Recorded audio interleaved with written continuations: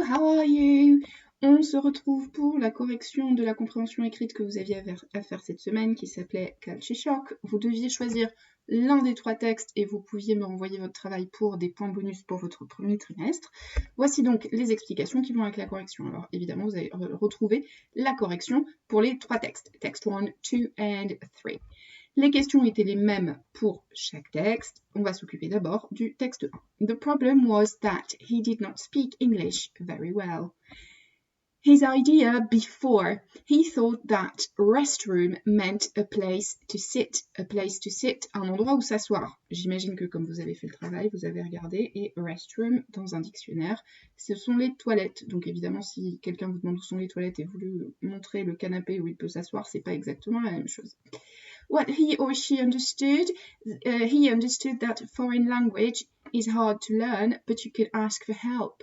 Foreign, on l'a vu la semaine dernière, c'est donc étranger. Donc ici, la langue étrangère, donc une langue étrangère, comme ce que vous êtes en train de faire en ce moment, c'est jamais facile à apprendre, mais on peut y arriver, je vous le promets. Text 2. She was shy and quiet. Shy, que vous connaissez, qui est timide. Quiet, calme. Donc, on a une personne qui est très calme et timide et qui arrive dans un pays où les gens sont volubiles, ils parlent beaucoup. In her country of origin, it is not polite to talk too much, but she understood that speaking to people is not the same in the US. Vous voyez que je vous ai mis du vocabulaire surligné et en rouge. On le retrouvera à la fin de cette vidéo. Text 3. She did not plan her trip to the Statue of Liberty. In her country, people rarely use maps or prepare itineraries. Rarely, rarement. She understood that in the US, people prefer to look at maps before going to a new place. Vous voyez qu'ici, il ne fonctionne pas du tout de la même manière. Elle était prête à partir à l'aventure et son ami américain préférait vraiment qu'il regarde une carte et qu'il planifie tout l'itinéraire. Question 3. Vous aviez un graphique ici qui représentait donc la courbe de ce que vivent les gens quand ils vivent un choc culturel, culture shock. Je vous propose l'explication suivante. The graph, so this is the graph, shows that there are several phases when a person is going through culture shock. Several, plusieurs. Vous voyez qu'il y a plusieurs phases différentes pour le choc culturel. First, en premier, when they arrive in a different country, they experience culture shock. Then, ensuite, they recover because they get used to the new culture. Get used to, ça veut dire s'habituer à. Donc au début, vous êtes choqué, ensuite vous vous habituez. Que se passe-t-il ensuite? Later, when they go back to their country of origin, ici vous avez return home, donc ils rentrent dans leur pays. Que se passe-t-il une fois qu'ils sont dans leur pays qu'ils connaissent bien puisque c'est leur pays d'origine?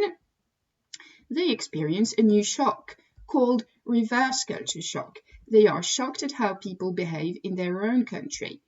Ils reviennent chez eux et pourtant ils expérimentent un nouveau choc culturel avant, évidemment, donc d'aller mieux, recover.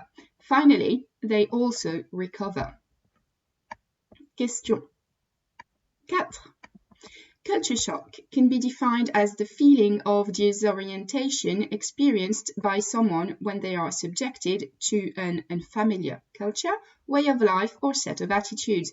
Unfamiliar, vous voyez qu'on a familiar, que vous connaissez ou que vous reconnaissez, précédé de un, qui veut dire que ce n'est pas familier. C'est une culture qui n'est pas familière, dans le sens une culture que l'on ne connaît pas bien.